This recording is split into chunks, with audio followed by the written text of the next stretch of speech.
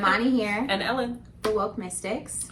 Back with another episode. We are. A video episode. And we just, we keep bringing them to you. You guys get one a season right now. So here we are.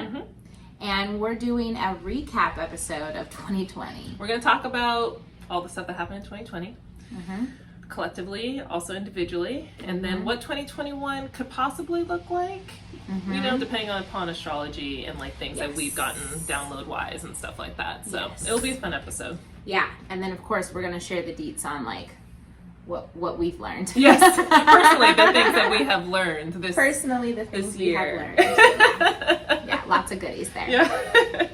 Yeah. So 2020 was not the year that people expected. Not that people No, not what we expected. Yes. So we have 2020. I remember talking to a friend about this numerology. Like we were like, 2020 is the year of the 4. Like it's the year of like foundation building, and like you associate with like the Emperor energy and tarot. So it's like divine, like paternal energy or masculine energy.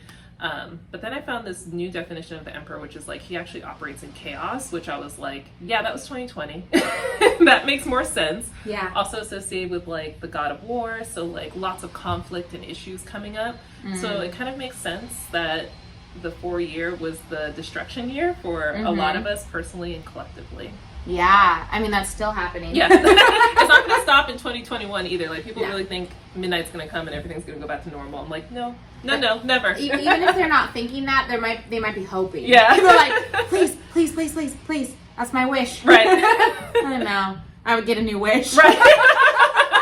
Also understanding that like astrology, a lot of the big transits that happened in like 2020 were the like outer further planets. So the shifts happen slower and they're like bigger and collective. So it's going to take a while for those shifts to actually fully complete.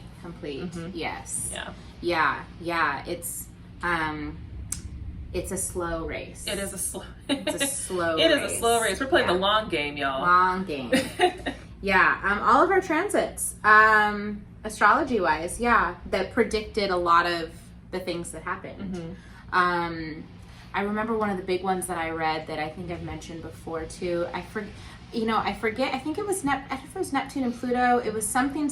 I think it was Pluto was something. I think Pluto was doing a lot this year too. It was doing the most. But it came into contact with one, and it happened. Around March, and it was there. It stayed that way until like May. So astrology wise, this article talked about how that was where when those two planets come together, there's a lot of death. Yeah. And so that's what happened. And then they went retrograde, so they weakened their power. So numbers were supposed to slow down after May. So we saw in June, July, like numbers went down, but then they said that the spark, because they would go out of retrograde, that they were going to pick up and gain momentum again in November, which we saw happen. So read astrology, guys. It will definitely give you a breakdown of like possible things that can come in and out. Pluto retrograde was in Capricorn. That happened in the spring. So Capricorn being our planet or a sign of like government systems, political systems and structures. And Pluto being the shadow planet means that a lot of our shadow work started coming up around like the government, our systems, what's working, what isn't working, and that being shaken up. We also had Saturn go into Aquarius earlier this year, like in the springtime. And that was exciting for people who have Saturn returns in Aquarius because you officially began that transit. But then we retrograded back into Capricorn during the summer. Hold on, there's still work to be done in this area. Hold up. Yeah. So, a lot of the things around like government systems being exposed. I mean, Black Lives Matter was coming to the forefront at that time too. There was a lot of like transits and revolution happening during that time and like the breakdown of those structures. So it's like crazy to think about that, like as a collective, we were all undergoing something like even like globally on a global scale, like everything was happening for everyone at once. On a global scale, like we could all feel connected. Yeah. And, not necessarily in like the best of ways, but in some way our lives reflected everybody else's lives. Definitely in some way, which is amazing. Yeah, it didn't matter what class you were from, what race, like everybody was dealing with this. And then Pluto went direct in the fall. So it was interesting because actually Pluto's retrograde ended, I believe, like right around the same week that we had our election in the U.S. So that was kind of interesting to see the shift of like political power, also changing parties during that time. And then Saturn in Aquarius happened this month in December, which is like the ushering in officially of the age of Aquarius. And then we had the big great conjunction on the 21st, which was like and the winter solstice all on the same day. When you pair in all of those things, a lot happens. So with quantum, we talk about like paradigm shifts and quantum leaps and shifting timelines. So with quantum leap and bringing in a new type of consciousness, you know, we could pair that with the spring equinox in March. Spring equinox came, and that was a paradigm shift. So when everybody said, "What happened to normal? Where's normal?" It's like, oh, honey, it's not normal anymore. It's not normal. Like, this is now what we would see as normal, because we took a quantum leap into a new reality. And then with the winter solstice, all of the great conjunction, everything else happening, that was another paradigm shift. So we just took another one just a couple weeks. Last week. Last week. Exactly. So now we're going to see another type of, you know, quote unquote normal come in. So, and there's like this beautiful like collective shift that's going to be happening into Aquarius energy, which is like humanitarianism, like revolution, rebellion, being concerned about your fellow man. Like that's going to be a big thing for advancement of technology as well. We're already starting to see like cash go away. Bitcoin is becoming like, I think that came back really hard like last week. Like there's a new surge of like interest in that. There's going to be like the marriage of spirituality and science together, which is going to be really cool. It's always there. Like but now we're actually going to officially start to accept and pay attention to it. Another reason why I think quantum will be really big, because that is science and spirituality. Yeah, more people are openly talking about quantum now on like social media, I've noticed anyway. So it's going to be cool. Oh, and then let's not forget aliens. Oh yeah, definitely talking about. Now we actually officially know that there are aliens, and we are working with them actually, and they know of us, and we know of them. So, if you've ever been one of those people to kind of wonder what is beyond us, to be like, okay, so there's humans, and we got all our shit going on, but like we're not the only thing out here. What else? What else is here? And so there was an Israeli ex-government official who came out and said, like, yeah, the government works with the Galactic Federation, which is the aliens. And this was like the first time that it was ever said so publicly by like a public official. And I think one of the articles even said like, yeah, in the past, 5 years ago, he would have been hospitalized for saying that. Like, they're like, shh. Yeah, don't tell the public that. Even though we all know, you know, we like, definitely know. How many people in the spiritual community channel, you know, Palladians or say that they identify as Palladians. So it's out there. Granted, it is pretty, you know, it's kind of like quantum. It's a lot to grasp outside of our like 3D reality. But even within the article, like they mention, you know, he says, yeah, the aliens said that we're not ready for them because like humans just aren't ready to know that they exist. They couldn't handle that. I mean, we couldn't handle a pandemic. Yeah, like, we're not ready for aliens on any scale. Like, I mean, imagine like today they just start walking down the street, and there's like different species, so they look, you know, they all look different. The Palladians look the most like humans. I've been learning a lot about it most recently because I've like had readings and like they've tried to reach out. I've like heard sounds and been like, oh, that's them, and I haven't really been read. Even me. I'm like, and so now I'm like, okay. And then I went and did basically like a healing week in Mexico recently, and just happened that like most of the girls I went with are very into Palladians and like studying the Galactic Federation. So I learned a lot about it.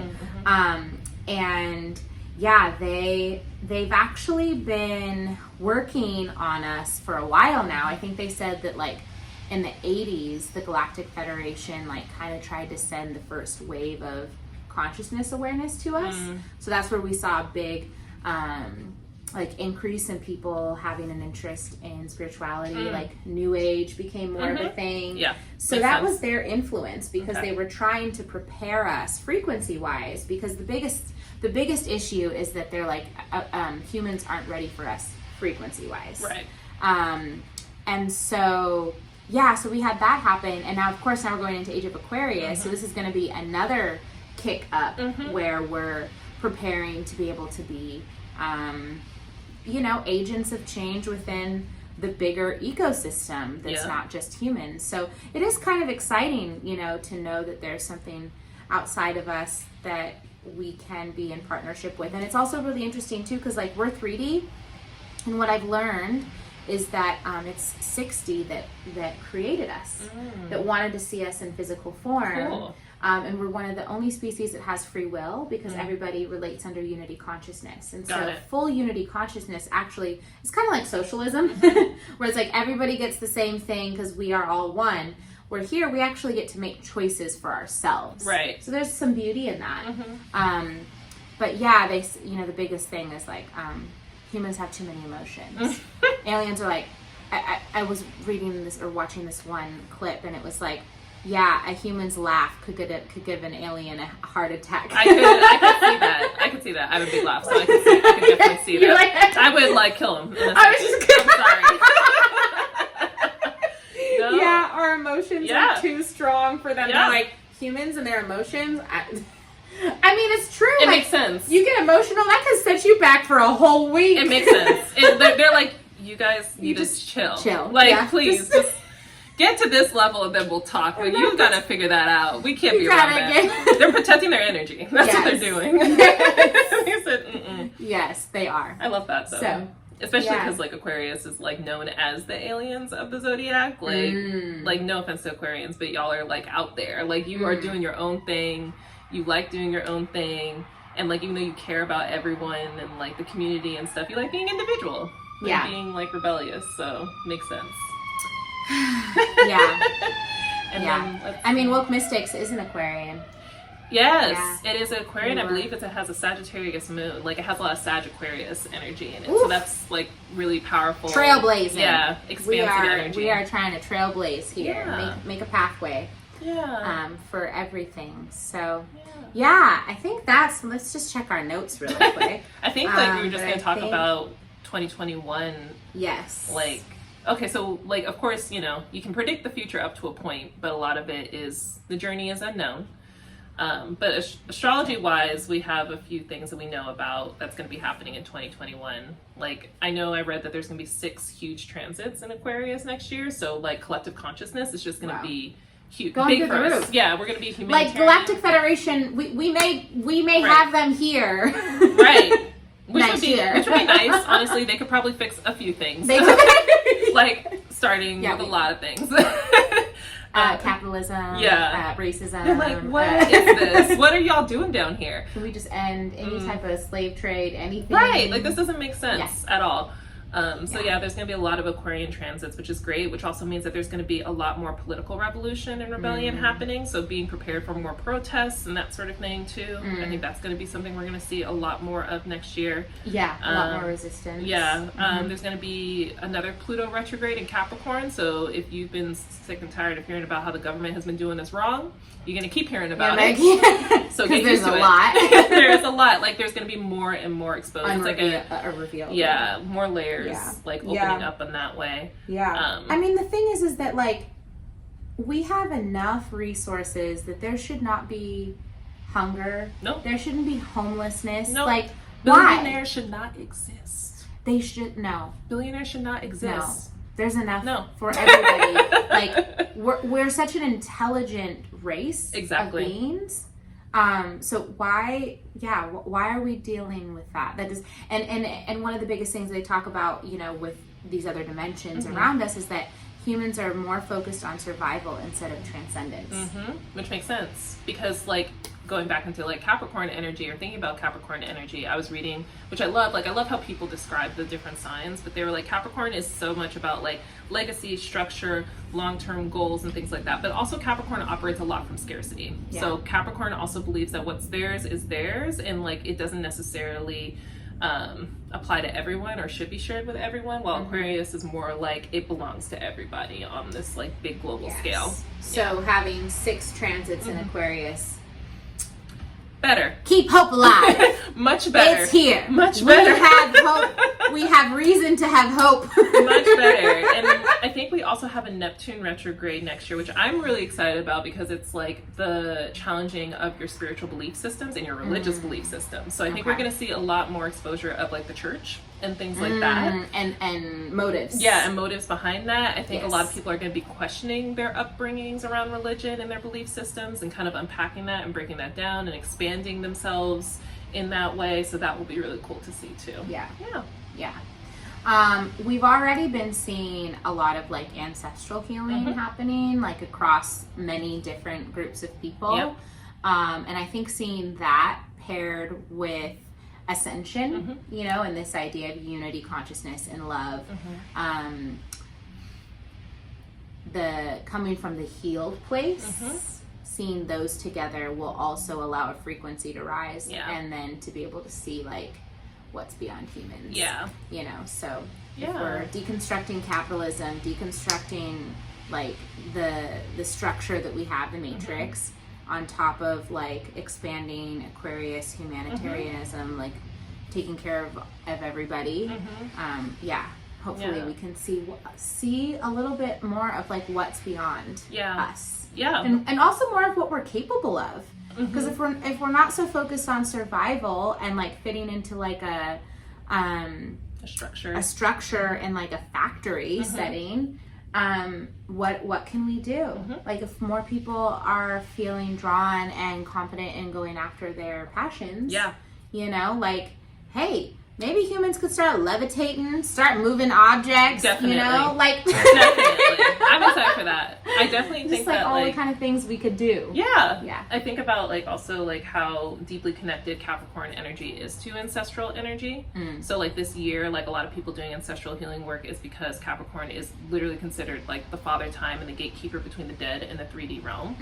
So you like having these transits coming through, these big transits coming through in Capricorn, means that like your ancestors are very present right now, and so they're really trying to communicate with you so that you can prepare for your ascension going forward into Aquarius. So preparing you for it. No, that's so big. So big. And then in 2021's a number 5 year, so 5 is the year of expansion, new ways of being.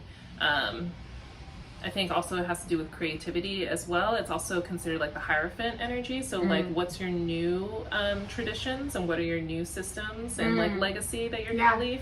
As we deconstruct the old, we need to know what we want to put in its place. Yeah, I think that was it for 2021. Yeah, we covered most of it. We got all of it. We had a lot of notes because a lot happened in 2020. A lot went down in 2020, y'all. Still recovering. It's not over. No. You know, we still have it out on our end. By the time y'all see this, we'll be early into January, but we're filming it just right at the tail end of December. New Year's is coming up in a few days, so. So there's still time for reflection. I think what's the phrase I've been kind of seeing a little bit? Hindsight is 2020. Oh yeah. So they said get ready for 2021 because hindsight is 2020. Right. So hindsight was looking back at what 2020 was like to give us an idea of how to prepare for 2021. Yeah. Cool. Yeah. So not to get lost in the sauce of everything that happened. Right. Like be like, okay, I'm not gonna get lost in the sauce. I'm just gonna add some seasoning, and I'm gonna make it tasty. Yeah. It's like about also because because I think it's been such a hard year for people in all these different ways. And so I think thinking about like your perspective on 2020 and kind of like shifting it a little bit into more of a gratitude mindset, like despite even going through a lot of hard things, like what were the lessons that came this year from those challenges and how did it grow you, and like how can you take those lessons and apply it into 2021? Really important. Yeah. Now for some story time of our 2020s. I'm like, I had to like brush, because like pandemic and quarantine feels so long. So like quarantine's like broken up in my mind in like different sections. Like, oh, that was that era of quarantine. Oh, that was that era of quarantine. That was that era of just quarantine itself has different eras. Oh, definitely. 100%. Definitely. It was almost a whole year. Yeah. And I feel like so much happened, even though we didn't even though we weren't physically moving. Yeah, even if we were just in the house, there was a lot going on. There was still, so much transpiring. You know, and hopefully this can serve as inspiration for you guys as well, to sit down and reflect yourselves. Like, okay, what happened during 2020? Yeah. And if you want a little tarot scope for what your 2021 is going to look like. Oh, yeah, I'm offering that right now. I'm going to offer that till the end of January, the 31st. So I basically, for me personally, what I do every year is I do a tarot spread of like, what is your year going to look like? And there's always the master card of like, what is the energy of that year. So the offering I'm doing is I'm going to pull a card for you specifically, tell you what the card is about, what the themes are, and then within that talk about like a ritual that you can do to channel that energy. And then there's also like a vision board to go along with it. It's like a little personalized PDF for you. So if you're interested in that, you can email me. Yeah. That's fine. But it's fun. Cool. Well, Ellen, you start us off. Okay. 2020. January 20. I was like, go back, rewind to January 2020. Early February, March. What were you doing in 2020? Early 2020, I left my 9-to-5, which was a blessing in so many ways. It was time. It had been time, and then it just officially happened, which was wonderful because they were also going under. So that was like divine timing of like everything just wrapping up nicely over there. So that pushed me like fully into entrepreneurship, and it kind of like happened very quickly. Like I know sometimes people like, you know, they don't have a 9-to-5 and then there's like a period of like quiet, but I think we have been working so much on the woke Mystix, and I already been working so much outside of it. I just threw all the energy I had from the 9-to-5 into that stuff. So I was like, I had like actually just gotten a gig with the Freehand Hotel in LA to do readings for them weekly.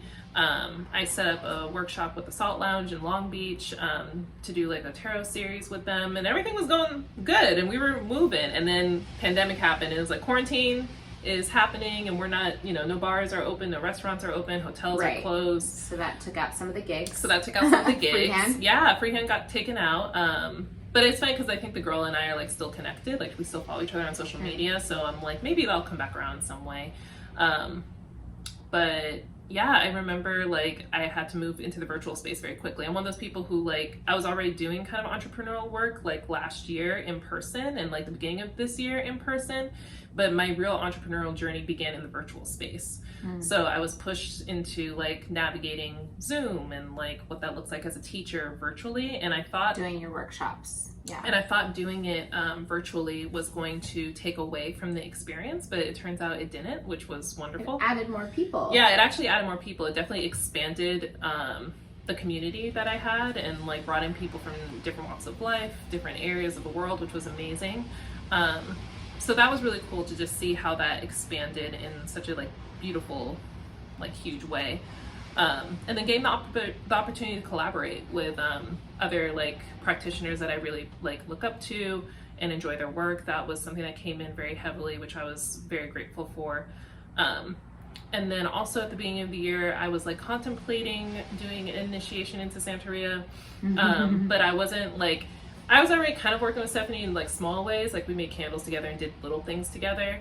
And I was like, I don't know if I want to do the full initiation. It also, I wasn't 100% sure because ancestrally I wasn't sure if that's what I was being called into, honestly. And like, I'm big on like, you can't appropriate other people's, you know, practices. But obviously like it kept coming. So then I was like, okay, there's a connection here in some way, even if I don't know what it is yet. And I later on down the line found out that my great aunt was actually very much into Santeria. So it makes sense. Yeah, I was like, okay, this makes sense. Yeah. So I began that process. And then also just trying to figure out what my voice was as a healer, because I feel like I'm very aware of like the healers and the practitioners that are out there, and so I'm like, sometimes it feels so overwhelming, and like there's just so many people offering different things. So I was trying to just it's booming.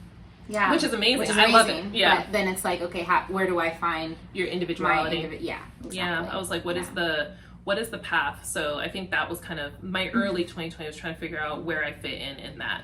And that's where actually like the Santeria initiation brought in ancestral healing work. And I remember like, awesome. I was like really, I wasn't sure if I wanted to do ancestral healing as part of my work, because I was like, that's very new to me, but obviously it keeps coming in as opportunity. So like once I was like telling my mentors about it, they were like, you should definitely pursue it. And now like my tarot readings have become less about situations and more about connecting with the ancestors and them telling me what to tell you to do. Like they're very bossy. That comes through like really strong. So that's very interesting for me as a reader, how that grew and changed how I meet with clients individually. And then we got the book, which was wild, just divine opportunity for us to come in. That was towards the middle of 2020. That was wild to think that like astrology was coming in that strong. And then the book, like that was just an opportunity that was so out of left field. That was like, oh, this has to be a divine thing, like for sure. Yeah. And then moving, let's see, I don't know, I'm like, what else happened in 2020? I'm like, what else did I have on my list? Those are like the big ones. And then like moving in towards the end of 2020, it became less about like finding my voice, because I knew what my voice was, and now it's like expanding upon my practice and who I am. So I thought a lot more about how art comes into my like practice now. And now I'm getting more opportunities to like collaborate with those two together and like marry the two, which I'm really excited about. Like next year I have a few workshops lined up about like channeling using art, and then like creating portals through art and things like that, which is something that came portals through art. It's something that actually came through in a reading with Alora. When I first went to her, one of her first things was that your art can create portals for people, and she was like, you could be the next Basquiat if you really put your mind to it. I was like, oh, okay. I was like, I'll take it, why not? Okay. So doing that. I'm also illustrating a book for my mentor Gabriel, who we've had on the podcast, doing 2 illustration projects for him, and then also like creating like products kind of around Santeria. Like I've done some like altar crowns for like Stephanie and things like that, and so those things are coming in through really strong about how the art and the practice are being tied together, which is really beautiful to witness and see that expand in that way. So I think that is the big one. I don't know what else was in the notes. I think of you talking about creating artwork with your portals. You've already kind of done that for me a little bit, because I was trying to find a way to incorporate quantum into my that's right, onto my social posts on my personal. And so I wanted to do a Moroccan doorway, and you made the graphic for me of the Moroccan doorway, which is like which I'm intentionally using as a portal. Like any information that's shared in there is portal space. There you go. I forgot about that. Yeah. So there's another one you did. Yeah. Oh yeah, I'm being asked more to do pre-recorded like workshops. So I'm so used to doing interactive workshops where I'm interacting with people, but now it's like, no, it's just you talking. Yeah. And so I have to kind of get used to like, one, doing it by myself, and then also like getting used to being in my own energy and like not interacting with another energy. Right. Because I'm so used to doing like video with us, or like video, like even just working with clients. Yeah. So it's totally different. That was like the list of things that happened. I'm in the peak of my Saturn return, so there's that. That's still happening. This is all happening. Yeah, you've still got a little ways to go. I've got a little ways to go. I've like looked at the calculator that like predicts your peak like months, and I think mine officially like the peak is like the beginning of next year, and then it kind of slows down a little bit, but I know I'm still gonna feel it. Which is interesting, because you're just getting ready to move. Yeah. I'm getting ready to move. I feel like my Saturn return low-key started when my car got totaled. I was like, that was my sign that my Saturn return was coming. Like, yeah. And now it's hitting its peak right before you take this move that you've been talking about taking for 5 years. So, you do all sorts of things in those 5 years. Yeah. Things that are not in alignment. Oh my goodness. The lessons I learned, lessons I learned in 2020. First is authenticity. That's been the biggest lesson. Like just showing up fully as yourself and unapologetically as yourself and being in your power and knowing that you're for people. Like people will find you no matter what. Like that's the biggest one. Yeah. And then also rebalancing of energy. Like I think sometimes people see like us like as entrepreneurs and like hustlers and things like that. Like we're always going. It's like, no, there's also periods of like quiet where we have to allow things to happen. And I think that was a big lesson for me too. Like you don't always have to like hustle. Like if your energy feels like it needs a moment, it needs a moment. And take it. Yeah. Listen to yourself. Yeah. The higher so that you can be more in flow. Yeah. Too. Yeah, so you can listen to messages that are coming through. You can actually, allow space for things to happen. Yeah. The higher your star rises, the more you're going to have to protect your energy. That's been a big lesson as well, because I think I'm not one of those people who wishes ill upon people or ill will upon people. And I'm not naturally an envious person. So I think that, like, to me, it's unnatural when people have that towards me. But I'm like, what is that? Yeah, I'm like, what is that? Why is that? But I think that that's something that, like, as our platform gets bigger and as I continue to put my work out there, I'm going to have to get used to. So protecting my energy is going to be big on that. I mean, y'all who listen to us probably like us. Yeah. You know? I mean, maybe, I don't know why you would listen to us if you don't like us. But there are people don't you have something better to do with your time? Like, don't like us. Yeah, that happens. Yeah, people do that. People do that. People do that. Like, why? Yeah, we deal with that. Yeah. Just not it hasn't been a big deal thus far. But, no. You know. Something just to be aware of, you know. So, I think you hear people talk about this all the time who decide to have public platforms that, like, people assume that they get to have an entitled opinion about your life. They have the right to you, Yeah, because you share so much, you know? And, we share. That's a big part of what makes our platform what it is. Yeah, and the beautiful thing is that, like, as much as, like, I was talking actually to a friend about this. I was like, the more you put yourself out there, you kind of learn how to walk the fine line of, like, sharing just enough, but actually, like, you don't know everything that's happening behind the scenes. Yeah. So it's like, like it's enough to put people to connect and create that connection and stuff, but then also protect your own energy. And authenticity, like, I really find that to be so important because that gives people something to really connect to. Because in media, especially, we see so much that's just trash, or just like, it's just not. It's not real. Yeah, it's not like real. Vulnerable. Yep. And so vulnerability is beautiful because that creates connection. Yep. So the fine line between being vulnerable and sharing something for people to connect to, while also like giving yourself boundaries and remaining private for yourself, for your own, your own self. Yeah. Exactly. Abundance mindset was big for me this year, learning how it applies to every aspect of your life, from your self-worth to your finances to your relationships. I was like, oh, this is everywhere. Got it. Okay, we're doing this. So like that was a big thing, and I think that's a constant thing for like everyone, and like will be a constant practice for me because you're always gonna have your moments. These practices are like life journeys. Yes. Also learned like my friends are like, they are like literally the gift of the quarantine. They like kept me sane this whole quarantine, kept me laughing the whole quarantine, and like laughter was like such a medicine for me. Community was super important. And then also like dealing with the grief of my grandmother's passing. So grief isn't linear. So like learning that like some days I'll be good, some days I'll be like lower. And it will be just about like riding those waves and like understanding that like I don't need to be in a rush to like heal from that. Like I can just allow those emotions to arise as necessary. And then it changes your whole outlook on life. Like I feel like I'm more impatient with people now because I think I have an idea of like time and like the impact of death. And now I'm like, you gotta do what you gotta do because we don't got that much time here. That's how I feel like more and more. So I think that like my friends will tell you like I got a little shorter this year with people, and I think that like that, but I think it's something I needed to. Yeah, for sure. It's like no, we don't need to do that. Yeah, we don't need to waste time no more. No, we're not doing that. Yeah. So that was actually a beautiful lesson from grief that I learned. And then like the practice connecting to my ancestors was like the biggest gift. I think I opened my gratitude jar last week, and I thanked them like 10 times out of those like 50 something weeks that were in there, I guess.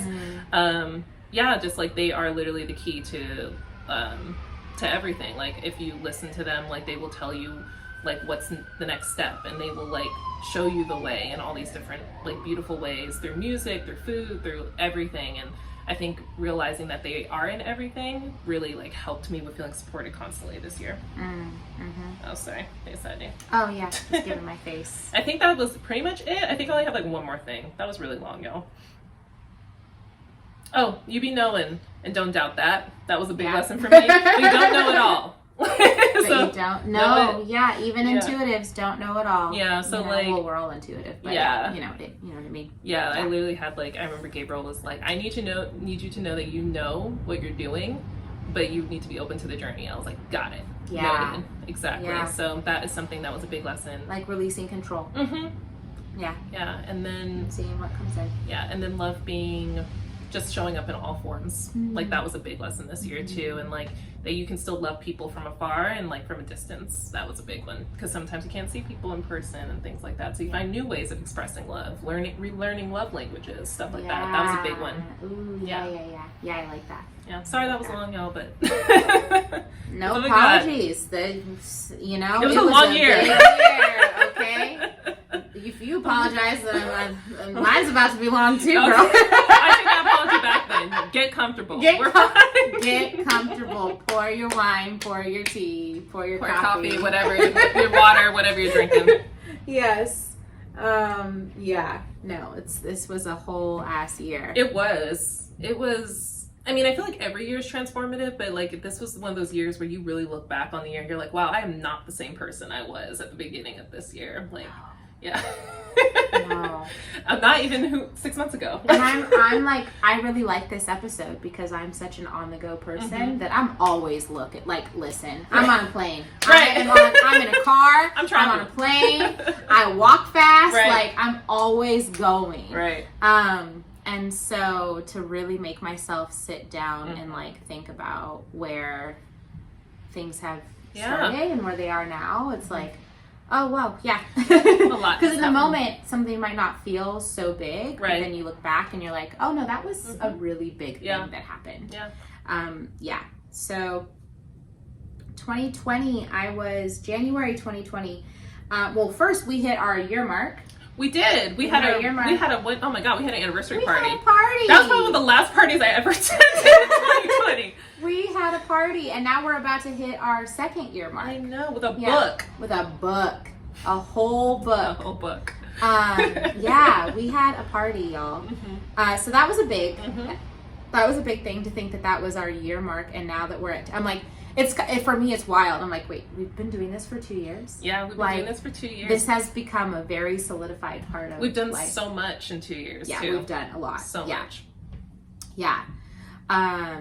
I had just finished my quantum initiation last December, so January was like, I started off doing my quantum readings, and, now a year later, it's been exactly a year since I did that, so to see how much I've grown within the quantum space is pretty wild, and like what I've done with it, a lot. A lot has happened. So quantum's been expanding. Clients, like a few months in, started having a lot more dreams about me, which I was told by the shamanic healer I work with that would happen. Because it's a part of like the work expanding into other dimensions. Right. So clients will be like, oh yeah, I had a dream and you were like working on me and doing a healing. And I was like, yeah, you're welcome, girl. I'm not here working overtime, okay? You wake up tired. You're like, damn. And it's actually cool too, because some of the clients that have emailed me and said that they had a dream about me, they actually are foretelling stuff. So somebody was like, I had a dream that you were working. Actually, this wasn't a client. This was a friend of ours. Said, I had a dream that you guys wrote a book. And I'm like, well, yeah, because we did. We did. So some of the stuff that people have said too, it's been interesting. We had one a listener send a DM and they were like, oh, we had this sign. It was so weird. It was this book and it's astrology symbols. And I was like, interesting. And we were working on the book during that time. I remember that. So yeah, even clients and like listeners being intuitive and like not knowing that they know. Yeah. Like you be knowing. You be knowing what we're going up to. Yes, you be knowing. So yeah, expanding in quantum. I started writing a quantum book right at the beginning of, like, right before quarantine. And I wrote it because Spirit was telling me to. Spirit was like, write the damn book. So I was like, okay. So I started sitting down, started coming up with like my principles of frequency, all the things I was working on. And then what's so interesting was that led straight to the publisher, because we do I do the outreach for Woke Mystix, came into contact with this publisher, and then we ended up writing an astrology book. She was like, we're not ready for quantum. Quantum is a little advanced, but let's do astrology. I was like, okay, well, I'm gonna come back around with that quantum at some point.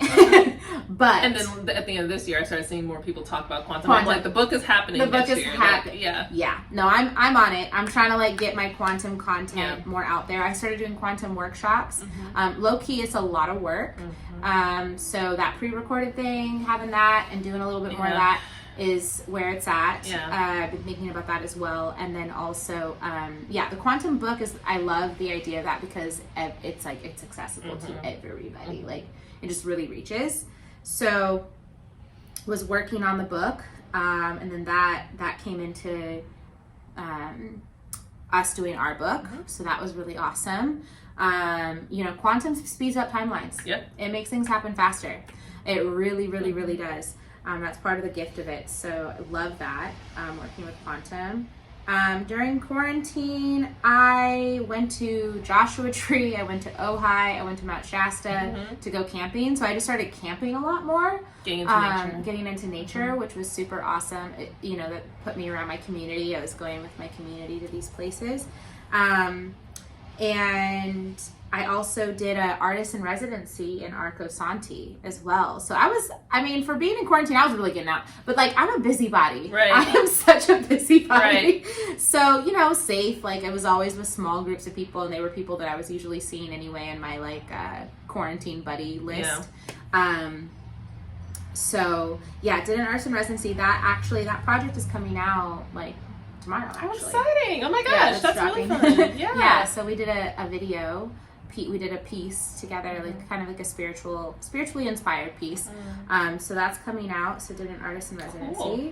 And then went to Oregon like 4 times. Went more than I usually ever go. Because like, I'm from Oregon, but I don't rep Oregon like that hard. I rep LA.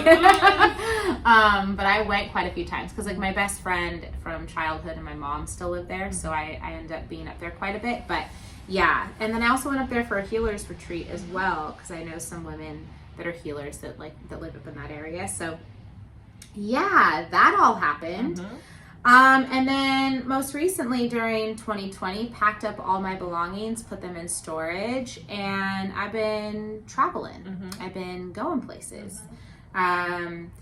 Took some girls with me and went to Mexico City to work with the quantum shamanic healer that I work with, which was also an interesting thing of a year later. So I went for my initiation last year, and then brought 3 women with me this time, and upgraded my own quantum work as well. The sun and the idea of the symbolism of the sun has come through for me a lot this year, from other people telling me like, oh, you've got sun energy. I'm like, okay.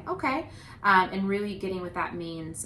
Recently worked with Stephanie, who Ellen's doing her initiation with. She's like my spiritual advisor, who I'm always calling. I need another one. And she was like, yeah, you're your own talisman, like your own lucky charm. And I was like, oh yeah, sun energy, quantum, being able to bring in things quickly that I ask for. So that's one of the gifts I'm working with. Not too shabby. So that's a lot of the physical things that happened, and now I'm just about getting ready to go to London. So lots of movement. Lots of movement, lots of moving around, going places. We saw the book come in. That's just getting started. I saw a lot of relationship shift. Also thinking of this year being a year of destruction. It's interesting because all the places I'm going right now, I'm really being led by spirit. So I'm moving in 3D, but I'm moving through 5D. So spirit, my conscious self telling me where to go. And every place I've gone has been a place of chaos.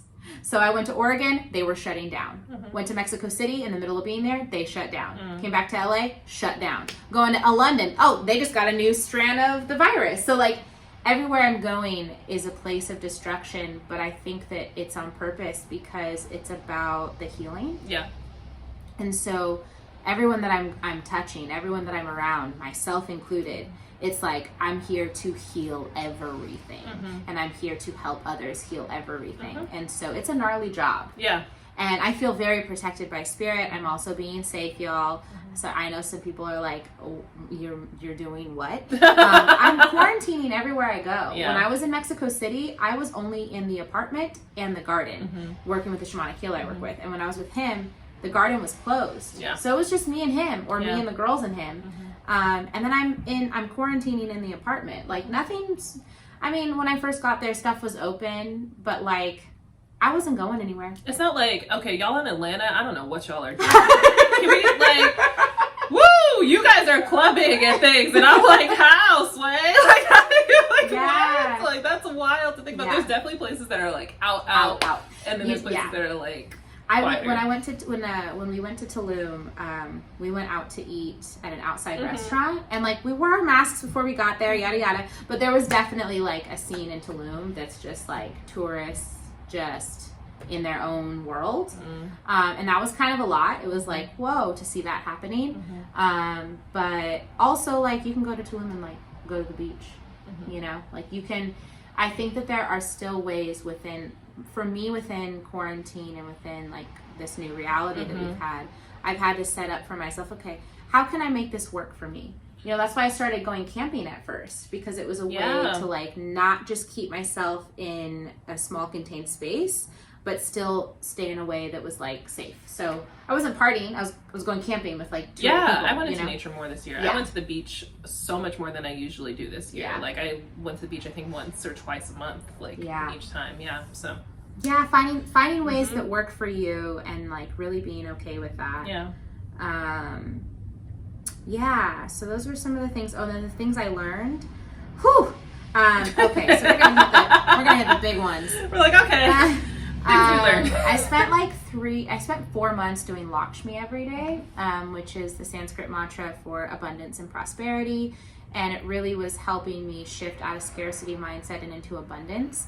So also with abundance, seeing abundance in more than just money, seeing it in your community, seeing it in other energetic things that surround you, and also seeing funds and finances being able to come from many sources. Also reworking your karmic relationship with finances. So that means like looking at your taxes, looking at different things, you know, like when something happens, like taking care of it, you know, instead of just like avoiding it, or anything that you can't take care of, like just own it and say it's okay, being and like, honest about it. Being honest about it.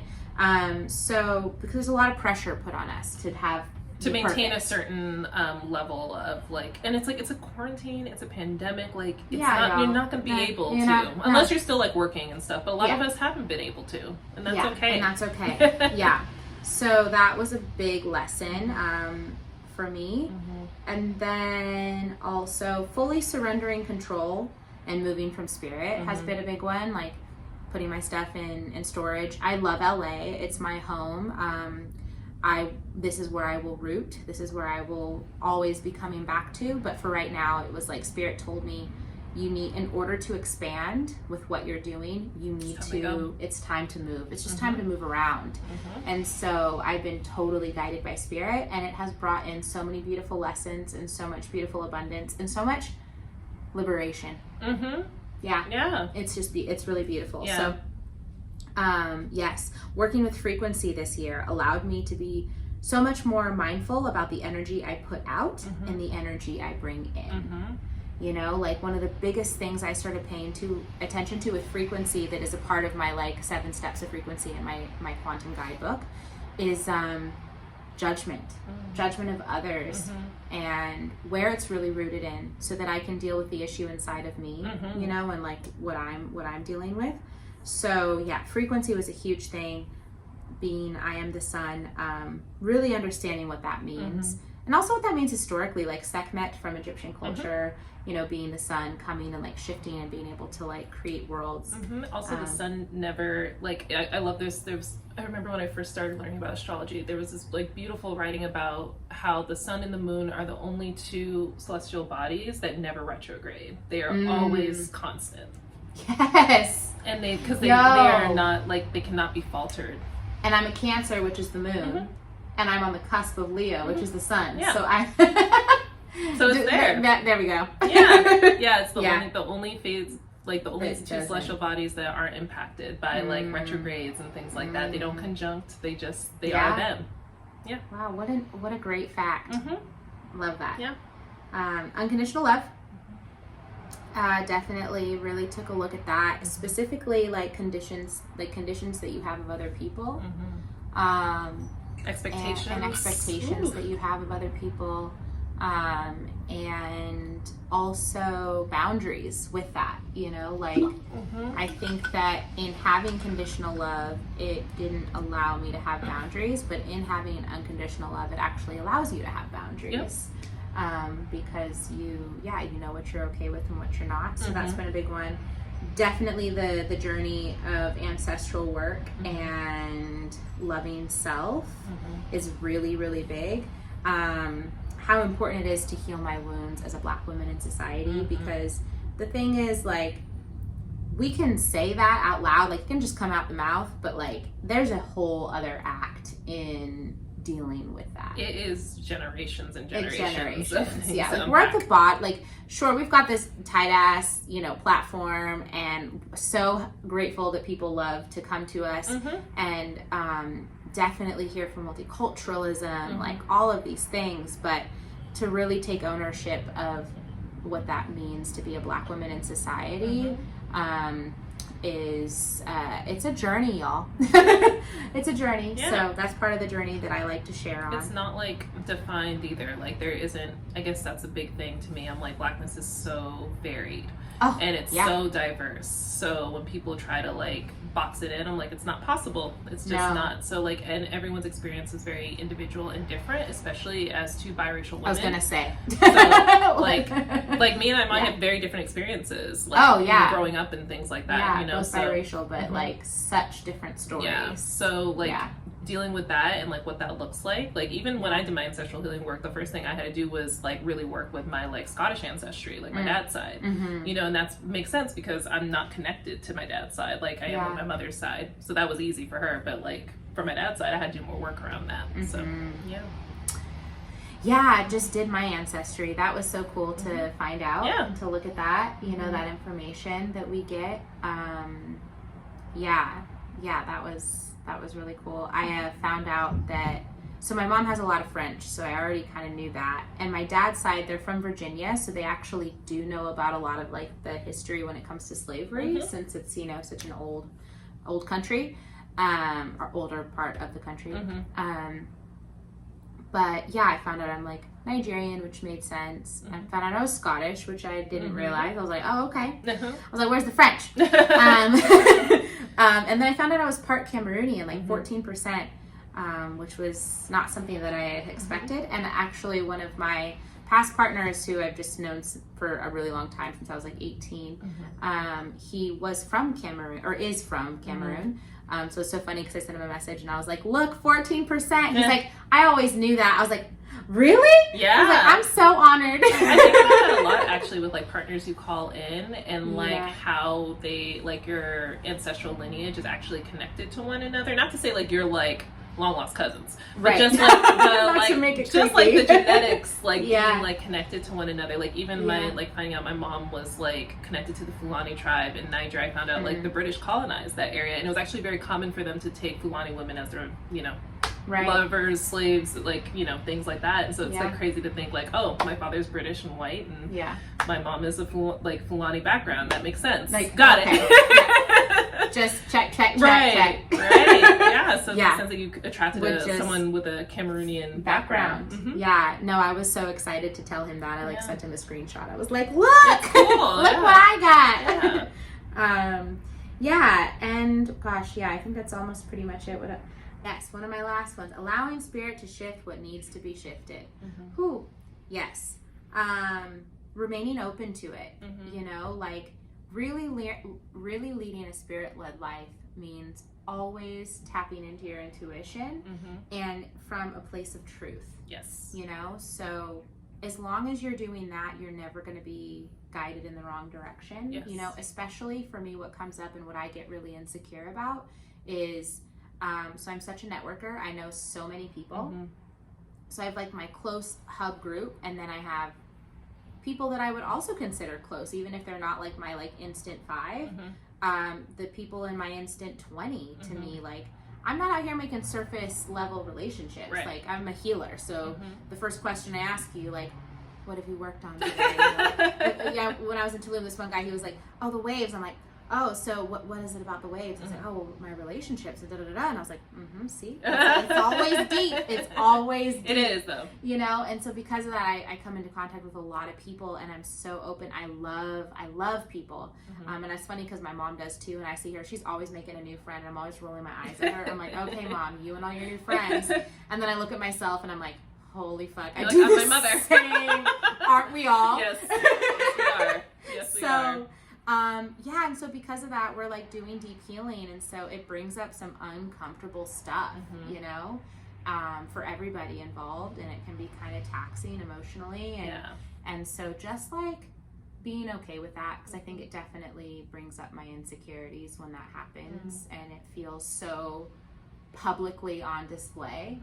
And the one thing you don't want to do when you're going through shit, if you're me or, you know, somebody like me, you just don't want it on display. Yeah. You want it to be this like private thing that you're doing, and so when it is like, you know, it's like about hoping people don't pass judgment. It's about hoping that we can all like make room for everybody to go through their process, and know that like no human is invalid, and that everything is always coming from something that needs healed. Yep. So yeah, that's been another one of my lessons as well, through like tapping into deep space with many people. Yeah. Yeah, that's come up a lot. And then what I'm excited for, just one last thing. Really started stepping into my power as an entrepreneur, and seeing how much I can make happen, and having confidence there. And this retrospect thing, realizing that wasn't always the case for me.